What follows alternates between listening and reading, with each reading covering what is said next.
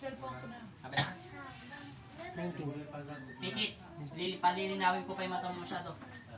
Play mo. Sa pangalan ng Ama, ng Anak at Espiritu Santo, Amen. Binabasbasan ko to sa pangalan ni Jesus at ibinabalik ko ang totoo niyang kanyang paningin.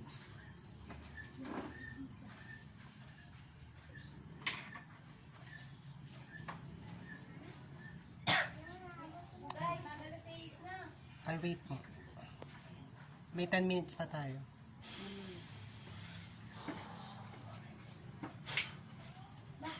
Dila, ano? Hindi na katulad dati. Mali na mata niyo. May paningin na kayo. Oh, pasalamat na kayo sa Panginoon. Maraming salamat po, Papa Jesus, sa ginawa niyo sa akin. Hindi na siya babalik. Ngayon, angat mo yung dalawang kamay mo. Masakit? Pwersay mo, baba mo, tapos tulak mo ulit sa malakas. Tulak mo ganun. Masakit? Nawala yung sakit? Sabi mo magbibigay ka Jollibee. Sino may sabi? Ikaw! Ay, walis na. Hindi, ikaw ang nagsasabi. Hindi. Hindi, ikaw ang nagsasabi. May sinabi ka, ba't ang daldal ng bibig nyo? Alam mo yung mga pinagsasabi nyo? Sabi mo, mga pangit silang lahat. Sinabihan mo nga si Tupi, sabi mo, bata niya pag lumaki, mainitin ang ulot, mayabang. Tapos yun, mas maganda daw buhay niyo. Maganda daw yun sa panahon niya. Sinabi mo yun eh.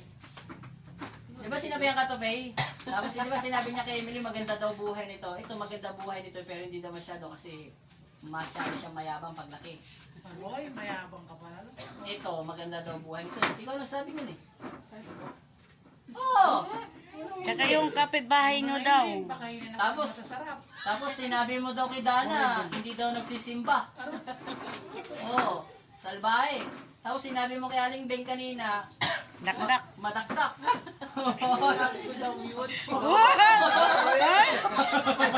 Tapos kita kari. Tapos doon sa kapitbahay nyo daw, marami daw nakatira.